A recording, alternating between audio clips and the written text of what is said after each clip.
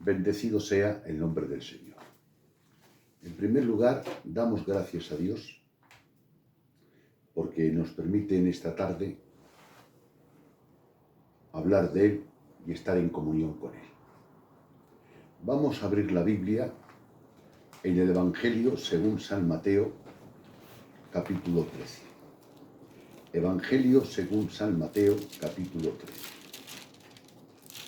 Versículo. Leo yo, Abraham. Bueno, lee tú igual. Sí. Mateo 13, versículo 10 y versículo 11. Leemos de Mateo, capítulo 13, versículo 10 y versículo 11. Entonces, acercándose los discípulos le dijeron: ¿por qué le hablas por parábolas? Él respondiendo les dijo: porque a vosotros os es dado saber los misterios del reino de los cielos, mas a ellos no les es dado. En primer lugar, Mateo capítulo 13 es un capítulo muy significativo en este Evangelio. ¿Por qué? Ahí cambia Jesús el método de su mensaje. Y los apóstoles se dieron cuenta. Aquí estamos hablando en una época, no puedo decir la época exacta, pero sí muy aproximada. Estamos hablando del año tercero del ministerio de Cristo en la tierra, por la oposición que había tan fuerte. Es fácil que aquí llevase ya Jesús administrando más de 2 años y medio, largos. Los apóstoles estaban acostumbrados a escucarle desde por la mañana, no se separaban de él, escucharle, enseñar, hablar, predicar. Y Jesús era un gran predicador y Jesús no divagaba en su mensaje. Repito, y eso es importante sobre todo a las personas que predican, a no divagar en el mensaje. Y Jesús, en primer lugar, vemos que a este capítulo escoge un tema, hermano Abraham, escoge Jesús el tema. Y el tema se llama el reino de los cielos. Y se tira todo el capítulo entero desarrollando ese tema. Se le puede decir, ahora se le diría un mensaje temático. Bendecido sea el nombre del Señor. Este capítulo tiene, me parece, 58 versículos. Y en este capítulo abarcan 7 parábolas. 7. Y las 7 parábolas tienen una conexión todas, una con otra. Es el misterio del reino de los cielos. En primer lugar, no sé hasta dónde vamos a poder llegar en una sesión. Llegaremos hasta donde Dios no nos ayude. Y si vemos de Dios que Dios nos bendice y Dios nos guía, pues otro día seguimos donde lo dejemos hoy. En primer lugar, donde habla el hermano Abraham, donde ha leído versículo 10 y versículo 11, dice que los discípulos se acercan a Jesús y le preguntan: ¿por qué les hablas por parábolas? Porque hasta ahora Jesús, cuando predicaba, ponía parábolas para darse a entender. O sea, lo que predicaba Jesús era tan alto que necesitaba un lenguaje humano. Y digamos que descendía el pesebre, descendía para adaptarse al oyente. Pero es que aquí los discípulos notan que predica en parábolas tan cerradas que ni ellos entienden. Porque según los pasajes paralelos, aparte a sola le preguntaron al Señor Jesús los apóstoles que no habían entendido nada.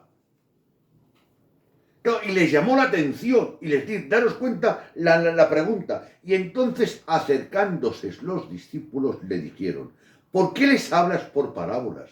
Y Jesús respondió a la pregunta que los discípulos le hicieron. Las parábolas tienen 2 funciones, lo que voy a hacer ahora. 2 funciones distintas. Una va hacia la izquierda y otra va hacia la derecha. La parábola las hago para revelar, para aclarar, para explicar. Y a la misma vez para ocultar y esconder. O sea, que voy a hablar de una manera, que la manera que voy a hablar, de esta manera aclaro, explico, imparto conocimiento. Pero de esta misma manera, sin cambiar de manera, cierro, apalanco, para que no me entiendan. Claro. Y eso pues, a mí digo, vamos a ver, que un predicador diga que el propósito de predicar es que no le entiendan, pues hombre, el predicar es informar, es dar datos, es manifestar lo que Dios quiere, lo que no quiere Dios y la gloria de Dios. Pero que me diga que un predicador, claro, si me lo dice otro, le digo que está equivocado. Pero a decirlo Jesucristo, que creemos que creemos firmemente y sabemos que Él es Dios y Él tiene la cátedra de la verdad, te dice que la manera que ha cambiado de predicar tiene un propósito, tiene un fin. Me agrada una cosa de Dios, todo me agrada, pero es que viene al paso. Le preguntan los discípulos y Dios responde. Cuando no te responde Dios es porque es por amor a ti o por amor a mí. Pero siempre que sea para beneficio tuyo, el Señor te va a responder. Le preguntan y el Señor responde. Y les dice el por qué. O sea, en otras palabras, había un motivo, hermanos, había un motivo el por qué hacía las cosas. Había un motivo el por qué había cambiado el método de enseñanza. Tenía motivos. Y a veces, dicho sea de paso, hacemos cosas que nosotros a solas preguntamos el motivo y lo ignoramos. Por reacción, por emoción, arrastrado por la corriente, pero el Señor no. El Señor siempre, todo lo que hacía, había un motivo, una base, un fundamento. Gracias al Señor, porque el Señor en todo nos enseña. Y dice que uno de los motivos era revelar y otro era ocultar. Eso lo dice en Mateo, capítulo 13, verso 10 y 11. Y ahora, para entender esta palabra que dice Jesús, también la usa Pablo. Y vamos a leer la Biblia, porque la Biblia hay que leerla dentro de su contexto. Mateo, capítulo 28, versículo 25 al 27. Leemos en el nombre del Señor Jesús. Mateo, me he confundido, perdón. Hechos, capítulo 28, que me he confundido, perdonadme. Hechos, capítulo 28, versículo 25 al 27. Y estando en desacuerdo unos con otros, se despedían, al decir Pablo una palabra. Bien habló el Espíritu Santo por medio del profeta Isaías a vuestros padres, diciendo: Ve a ese pueblo y di, oyendo oiréis, pero de ningún modo entenderéis, y viendo veréis, pero de ningún modo percibiréis. Porque el corazón del pueblo fue endurecido, y con los oídos oyeron pesadamente, y cerraron sus ojos, para que no vean con los ojos y oigan con los oídos, y entiendan con el corazón, y así se arrepientan, y aún así los sanaré. O sea, que predicando Pablo, nota que una parte recibió el mensaje de Pablo y otra parte no recibió el mensaje de Pablo. Y pese a que Pablo creo que predicaba pues con mucho respaldo y con mucha gloria. Y observando Pablo que mucha gente no aceptaba su mensaje, dice y recuerda, porque Pablo estaba familiarizado con las Escrituras. Y cita Pablo y recuerda el profeta Isaías, capítulo 6, dice, bien habló el Espíritu Santo por boca del profeta Isaías, que teniendo ojos no veis y teniendo oídos no oís. O sea, que ese capítulo de Isaías está en capítulo 6, en el llamamiento de Isaías, capítulo 6. Pero hay algo misterioso, que eso se le llama la presencia de Dios, el conocimiento anticipado de Dios. Dios manda a Isaías a ir a predicar. Y a veces, repetidamente, dice Isaías, ¿quién ha creído en nuestro anuncio? Él sabe, Dios, de antemano, quién va a creer y quién no va a creer, quién va a aceptar y quién va a rechazar. Pero Dios, teniendo tanta misericordia y siendo tan benevolente, igual le lleva el mensaje al que sabe Dios que va a recibir y al que sabe Dios que no lo va a recibir. Alabanzas al Señor, según Isaías. Y ahora vamos a ver lo que dijo Isaías, ya que Pablo cita a Isaías y el Mateo, Jesús, las palabras que dice el Mateo Jesús, es citando también en que Jesús no menciona Isaías, pero dice Jesús lo que dijo Isaías. Isaías capítulo 6, versículo 9 y 10.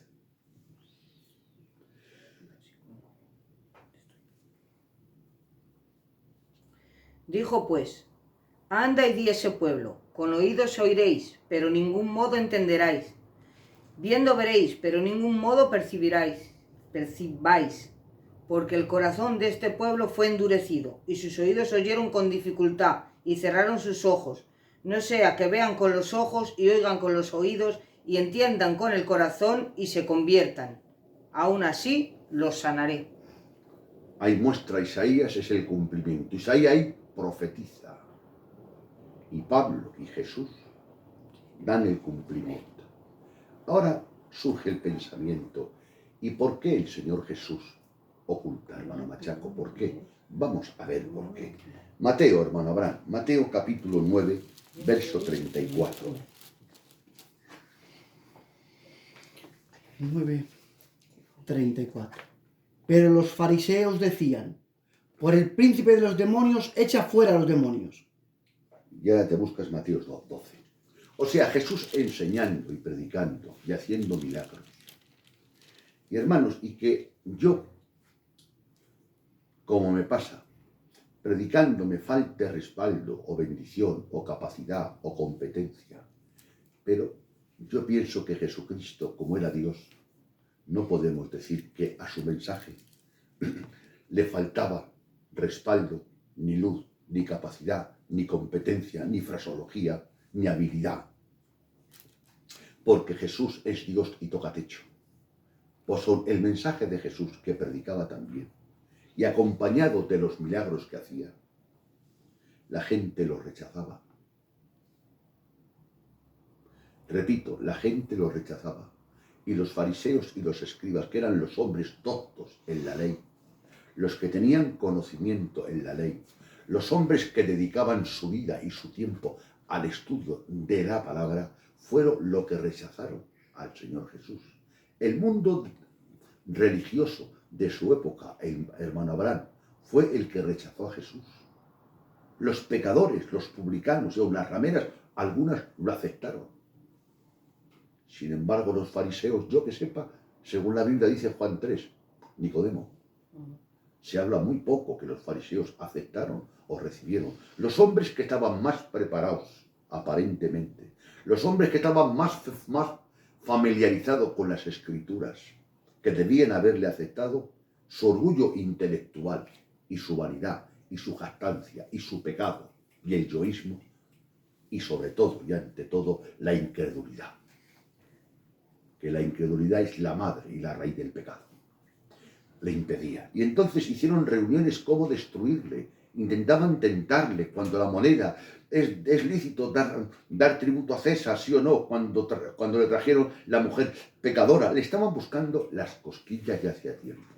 Y Jesús predicando. Cuando estuvo Jesús y llamó a Mateo, al publicano, y cenó con él, los publicanos rápidamente fueron donde los discípulos. ¿Por qué vuestro maestro come con los publicanos y con los pecadores? Siempre estaban acusándole, diariamente, continuamente. Y llevaban acusándole 2 años y medio largo. Ahora leemos otro versículo. Mateo 12:14. Y salidos los fariseos tuvieron consejo contra Jesús para destruirle. Y ya hicieron una reunión entre los discípulos, entre los fariseos, con el fin para destruirle. Y si no lo mataron antes, es porque Jesús tenía mucha popularidad y querían hacerlo en secreto, de momento. Querían prenderlo en secreto, por eso usaron a Judas. ¿Entendido? Entonces, ante esa posición, ante esa obstinación, no podía quedar impune. O sea, yo te predico 1 año, 2 años, 3 años, y tú sigues cada día peor. Otra vez le dijeron a Jesús: tú tienes demonio. Que Jesús dijo: si yo por el Espíritu echo fuera los demonios, entre vosotros está el reino de Dios. Se le llamaron demonio, samaritano, le rechazaron, le criticaban, le murmuraban y hicieron una reunión para destruirle. Y entonces, viendo eso, Jesús decidió cerrar. O sea, ellos endurecieron el corazón durante una temporada y el Señor en su gracia seguía enseñando. Pero hay una época y hay un momento que Dios dice basta. ¿Dónde está? ¿Dónde lo pone? En el Génesis. No contendrá para siempre mi espíritu con el hombre. Ahora, ¿cuánto tiempo va a estar dando Dios la oportunidad? No lo sé. ¿Qué día Dios me va a cerrar a mí o a ti el grifo? No lo sé. Eso solamente está en las manos de Dios. Pero parece ser que aquí decidió cerrar el grifo para esos que endurecieron su corazón. Pero antes de Dios cerrar el grifo, ellos durante años, no durante días, durante años, endurecieron su corazón y el Señor cerró el grifo. Y por eso cambia la táctica. ¿Os dais cuenta? Es un juicio. A ese juicio tiene un nombre. Tinieblas judiciales. Hay una tiniebla de juicio judicial. Hay una tiniebla que todos los hombres tenemos, que es la que hemos nacido, que es la naturaleza adámica caída. Nacemos, el hombre natural no puede recibir, hermano Consuelo, las cosas que son del Espíritu de Dios, el hombre natural. Hay otra tiniebla que es un poco más pesada, dice, y el Dios de este mundo, que Satanás cegó los ojos del entendimiento, una tiniebla como más reforzada, satánica, bloqueada la mente, dos. Y está esta tiniebla, la tiniebla judicial. Teniendo ojos no veis. Y de ninguna manera, cuidado con la palabra, dice Dios, de ninguna manera entenderás mi palabra. Entonces, si dice Dios que tú de ninguna manera entenderás su palabra, ¿cómo vas a ser salvo? Por eso, porque si la entiendes te puedes arrepentir. Y Él, como está sujeto a su palabra, te perdona y te salva. Y tu tiempo se ha cortado, Dios lo ha cortado. Es un juicio que es presente, que lo hace en esta tierra. Es verdad que habrá un juicio futuro, escatológico, eso es verdad. Pero también es verdad que hay unos juicios ahora, en el tiempo. Y vamos a hablar de los dos juicios que hay. Ese es un juicio judicial. Ahora leemos Éxodo, el libro del Éxodo. Capítulo 7, verso 22. Vamos a ir despacio porque es importante. Todavía no hemos entrado en el capítulo y no sé si podemos entrar, 7:22. Sí, 7:22. Y los hechiceros de Egipto hicieron lo mismo con sus encantamientos, y el corazón de Faraón se endureció, y no los escuchó, como Jehová lo había dicho. O sea, Dios en ese momento no endureció el corazón de Faraón, sino que anunció, sabiendo Dios todo, anuncia lo que va a ocurrir. Pero una cosa es que anuncie yo, porque te conozco lo que vas a hacer, y otra cosa es que yo te mande a hacerlo. El corazón lo endureció Faraón, ¿de acuerdo? Capítulo 8 de Éxodo. Verso 15. Pero viendo Faraón que le habían dado reposo, endureció su corazón y no le escuchó, como Jehová lo había dicho. ¿Pero quién endureció el corazón? Faraón. Lo que Dios lo anuncia, pero el que lo endurece no es Dios, es Faraón. 2. Éxodo 9:12. Pero Jehová endureció el corazón de Faraón. Ahora. Una señal, una plaga, 2 plagas, 3 plagas. Y Faraón persistía en su dureza. Persistía en su incredulidad. Y llegó un momento, sí, pues espera ahora. Y Jehová endureció el corazón de Faraón. Pero antes de Jehová endurecer el corazón, Faraón ya se lo había endurecido varias veces. Entonces con eso entendemos, hermanos, que Dios llama a las personas y que Dios es misericordia, de acuerdo, y que Dios es amor, también de acuerdo. Pero no olvidemos, hermanos, por favor, no olvidemos que hay un detalle importante. Durante un tiempo hay gente que está endureciendo el corazón. Hay ciertas personas en la iglesia que le hablas y no hacen caso, escuchan y no hacen caso, escuchan y no hacen caso, 1 mes, 2 meses, 1 año, otro año. Ten miedo, ten respeto, ten cuidado, que puede ser que un momento Dios te cierre el corazón, Dios te cierre la mente, y como Dios te cierre la mente, no hay predicador que te predique y tú te conviertas ya. Y eso va a pasar en esta tierra, algunas personas. Por eso hay una palabra que predicó Esteban, que les llama al pueblo de Israel incircuncisos de corazón. O sea, Faraón, él solo endureció el corazón durante una temporada. Faraón. Y a persistir Faraón, endurecer el corazón, en respuesta a un Faraón obstinado, endureciendo el corazón, Dios actúa y dice, y Jehová Dios, ahora sí, y Jehová Dios endureció el corazón de Faraón. Y al pueblo de Israel pasó lo mismo, hermanos. En los evangelios se repite la misma historia que Israel. En el Antiguo Testamento Dios predicó, enseñó por medio de sus siervos, los profetas, trayendo a las personas al arrepentimiento. Y las personas, como no aceptaban, llegaba un momento que Dios metía la mano. Y había juicios, disciplinas, fueron deportados a Babilonia. Y aquí, en estos momentos, se cumple una palabra muy triste. El reino de Dios será quitado de vosotros y dado a gente que produzca fruto. Por eso, el pueblo de Dios hoy ya no es Israel, hermanos. El pueblo de Dios es aquel que ha nacido. El pueblo de Dios es aquel que participa de la fe de Abraham. Si un judío cree en Jesucristo y acepta a Jesucristo, es pueblo de Dios. Pero si un judío rechaza a Cristo y muere rechazando a Cristo, no es pueblo de Dios. Alabanzas al Todopoderoso. Entonces, aquí hemos explicado, date cuenta, todavía no hemos entrado en el capítulo, y no lo sé. Entonces, ahora vamos a leer otra vez los 2 versículos de Mateo que habla. No, y ahora otro juicio, perdón, que me se olvidaba, otro juicio. Romanos capítulo 1. Hemos visto un juicio que hace Dios, que es la ceguera judicial, ¿verdad? Pues ahora Pablo nos revela por el Espíritu Santo otro juicio que hace Dios. Romanos 1:24. Por lo cual también Dios los entregó Amén. a la inmundicia. Dios les entregó. Verso 26. Por esto Dios los entregó a pasiones vergonzosas. Verso 28. Y como ellos no aprobaron tener en cuenta a Dios, Dios los entregó a una mente reprobada. Amén. Si a Dios le habla, te habla, y tú rechazas,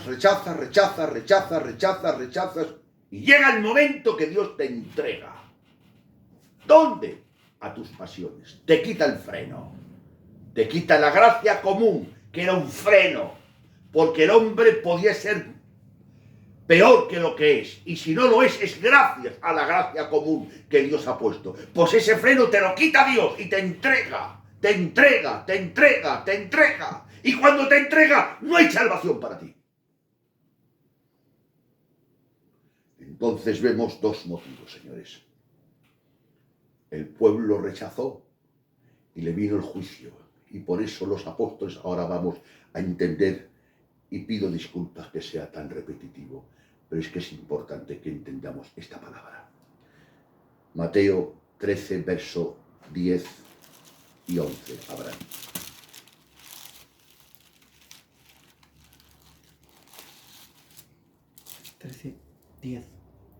Entonces, acercándose los discípulos le dijeron, ¿por qué les hablas por parábolas?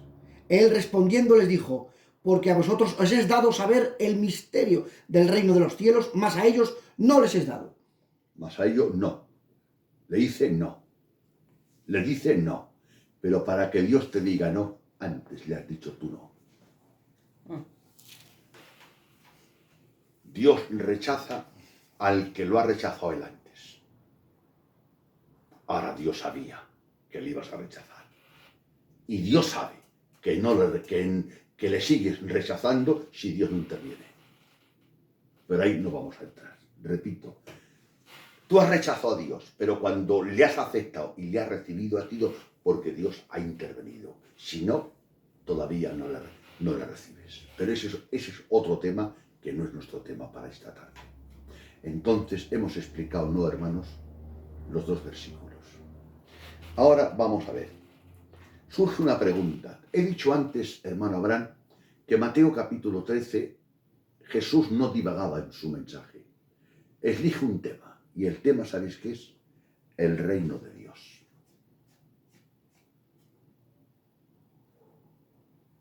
Y ahora surge una palabra, o una pregunta. El propósito de la Biblia, el propósito de este libro hermoso de la Biblia, de la palabra de Dios, ¿para qué Dios la ha puesto? Algunos, si pregunto esa pregunta en la iglesia, me dirían, hermano Chencho, pues uno de los propósitos de la Biblia es para revelarnos la salvación que vino a este mundo, a Jesucristo.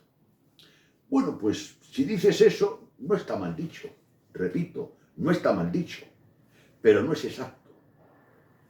Hay cosas que no están mal dichas, pero no son exactas.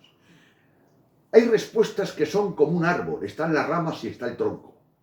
El tronco siempre tiene que ser más grueso y más fuerte que la rama.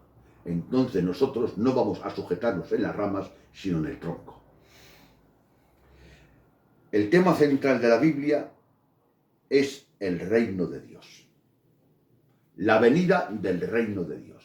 Repito y recalco, hermanos, y sobre todo, si Dios quiere, en YouTube, que algunos hermanos me van a escuchar. El tema central de la Biblia no es cómo tú vas a ser salvo. No. El tema central de la Biblia es la venida del reino de Dios.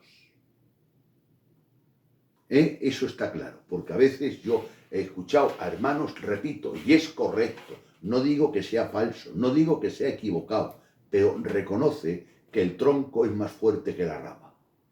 Tú das el propósito a la rama y yo se la doy al tronco.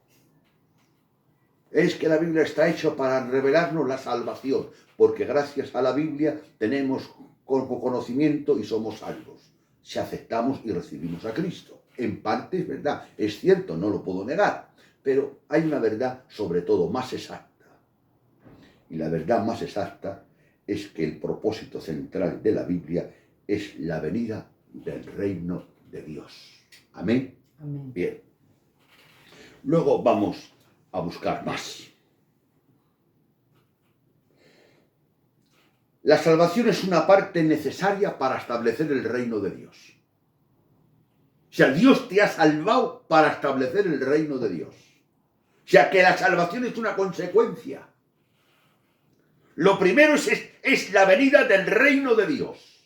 Y para establecer el reino de Dios, yo te salvo. Porque todos los miembros del reino de Dios son salvos. Y para entrar al reino de Dios es el nuevo nacimiento. A veces se ha dicho, que yo lo he oído, en Juan capítulo 13 se habla del nuevo nacimiento. No, y sí. A ver, no y sí, hermano Machaco, no. En Juan 3 se habla que para entrar en el reino de Dios hay que nacer de nuevo. O sea, el tema central no es el nacer, es entrar. Y el requisito para entrar es nacer. Para que me entendáis, tú echas una actitud para la paga. Una cosa es la paga y otra cosa es el requisito para conseguir la paga. Pero, hermano, lo que tiene más importancia es la paga, no el requisito. Pero si ese requisito no te la dan, pues para entrar en el reino de Dios necesitas nacer. Entonces lo que Nicodemo y Jesús están hablando centralmente no es del nuevo nacimiento, es del reino de Dios. Y Nicodemo estaba interesado mucho en el reino de Dios. Y Jesús le dijo, el autor del reino, el dueño del reino. Nicodemo, si no naces de nuevo, ni ves ni entras, ni ves ni entras. Ni ves ni entras en el reino de Dios. O sea que el nuevo nacimiento es una necesidad para entrar en el reino de Dios. Entonces es una consecuencia también, ¿os dais cuenta? Como Dios te ha salvado para su gloria. ¿Os dais cuenta? O sea, como he dicho algunas veces en repetidas ocasiones, la salvación del hombre va más allá del hombre. Bendecido sea el nombre del Gloria Señor. a Dios. En el reino de Dios tiene dos acepciones: reino y reinado. Reinado, los teólogos, así que son muy exactos, llaman reinado, por ejemplo, donde está Dios, ahora mismo en el cielo, en su presencia, en su trono, reinado. Y reino está en su dominio. Como en aquella época un rey, el rey, por ejemplo, de España, puede vivir en Madrid, ahí tiene su reinado, pero su dominio lo extiende a toda España. Reino y reinado. Madrid es el reinado del rey, el reino, Madrid, y el reinado es donde tiene él toda la autoridad. Repito, la salvación es una parte necesaria para establecer el reino. La salvación es la entrada al reino. Quedaros con esos dos conceptos. La salvación es una parte necesaria para establecer el reino y la salvación es la entrada del reino. Hay tres manifestaciones del reino. Tres, en el tiempo. No hay tres reinos, es un mismo reino.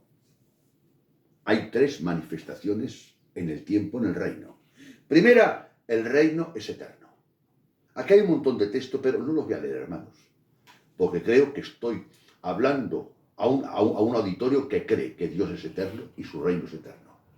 Entonces, como es una cosa que creéis, si queréis en vuestra casa, cogéis una concordancia y buscáis la palabra eterno y encontráis un montón de textos que respaldan que el reino de Dios es eterno.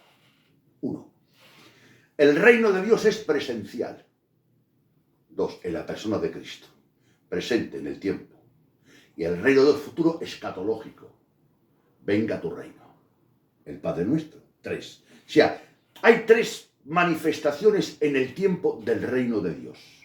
Eterno, presencial y escatológico. Las tres. Ahora estamos en la presencial. Si recordáis, vamos a ver en Mateo, hermanos, en Mateo, capítulo 3, verso 2, Juan el Bautista dice, a ver qué dice Juan el Bautista.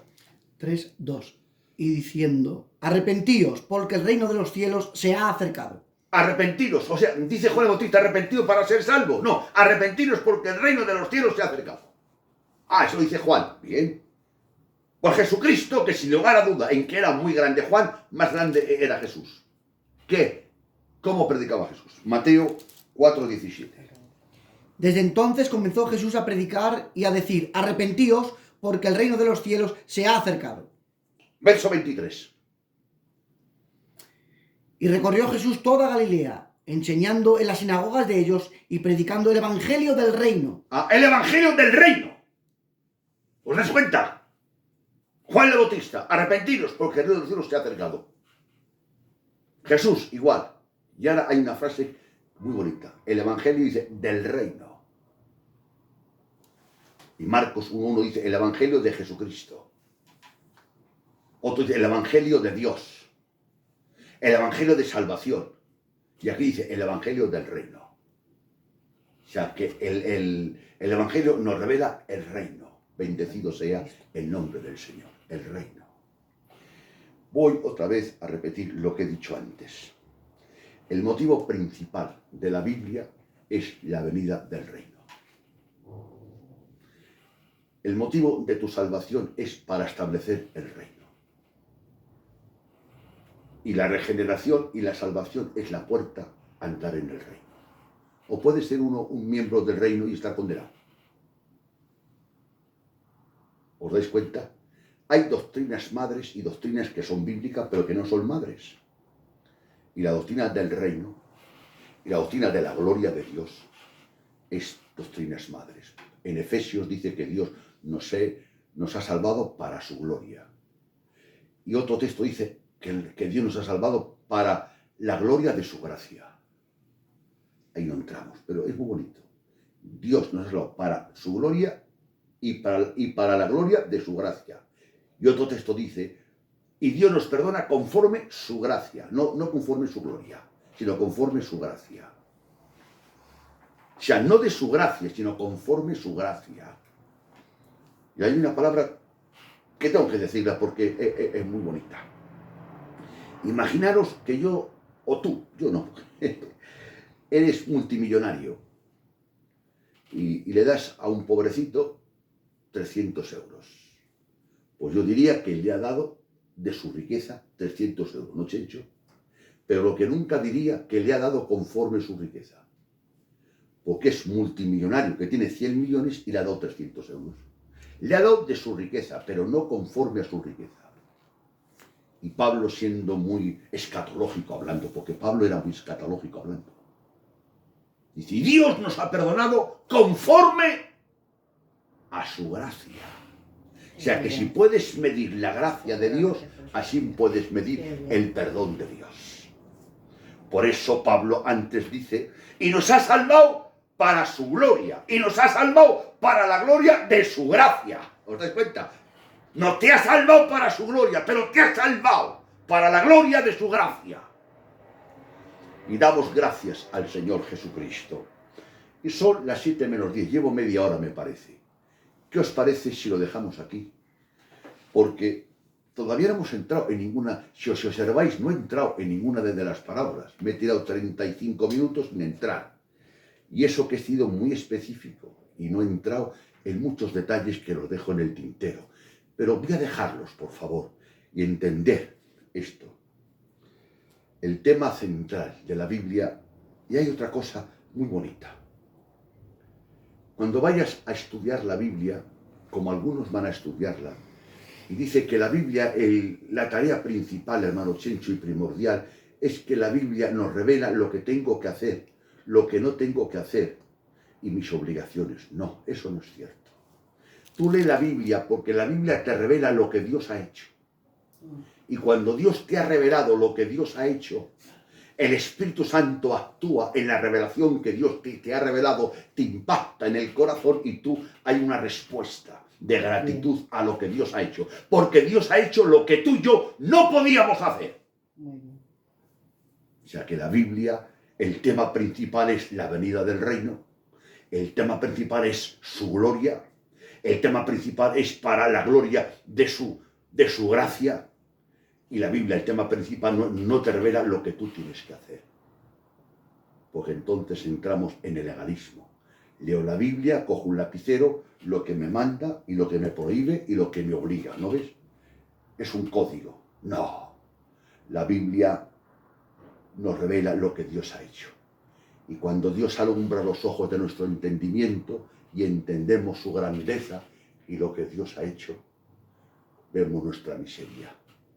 Vemos su grandeza. Y por la fe y por la intervención del Espíritu Santo y por la regeneración que Dios hace en nuestra vida, porque nadie puede recibir si Dios no la regenera. La regeneración es el primer peldaño de la salvación. La regeneración es la entrada al reino de Dios. Hermanos, si eres miembro de la iglesia local y no has sido regenerado, cuidado con esto que digo ahora. Serás un miembro de la misión, serás un miembro de la iglesia local, pero no eres un miembro del reino de Dios.